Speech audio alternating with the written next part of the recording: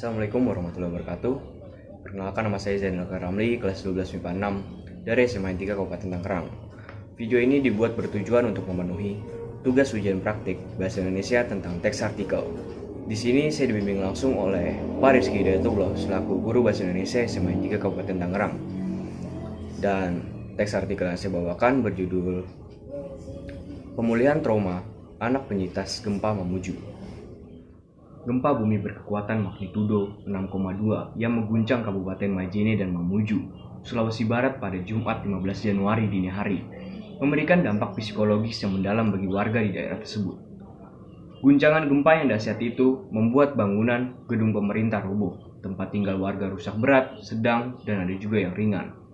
Pemerintah Provinsi Sulawesi Barat menyatakan 91 korban meninggal dunia, 320 luka sangat berat yang dibawa ke rumah sakit, 426 luka berat, 240 luka sedang, dan 2.703 luka ringan.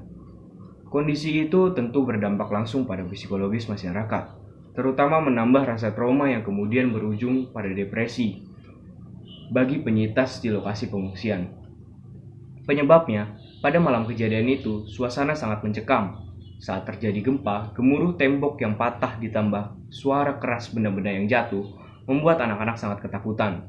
Itulah yang selalu membayangi setiap berada di dalam rumah.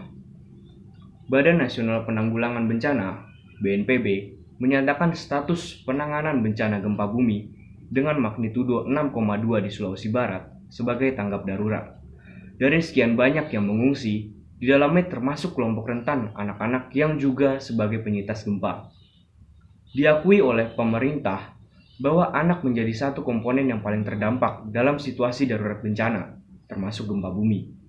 Berbeda dengan orang dewasa yang telah memiliki kemampuan berpikir dan jiwa yang kuat, anak masih sangat rentan untuk mengalami trauma yang mendalam.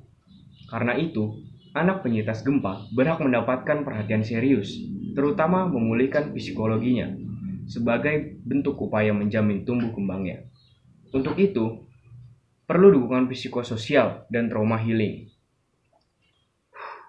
Dengan dasar itu, KPPA melibatkan HIMSI, Provinsi, TNI, dan relawan untuk memastikan bahwa semua anak dalam situasi khusus seperti darurat gempa harus terpenuhi dan anak terlindungi.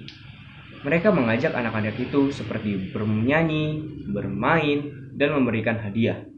Diharapkan itu semua bisa mengurangi trauma mereka setelah ikut merasakan dan menjadi saksi gempa yang meluluh lantahkan rumahnya dan bangunan lainnya. Anak-anak yang tinggal di pengungsian tentunya akan mudah merasa jenuh karena aktivitas terbatas, serta harus bergabung dengan orang lain yang kemungkinan belum dikenal sehingga mereka kesulitan beradaptasi. Dikhawatirkan, mereka rawan terserang penyakit dan bisa saja mengalami trauma berkepanjangan.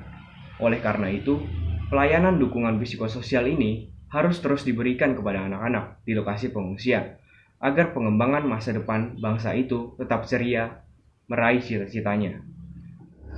Sekian dari saya, terima kasih.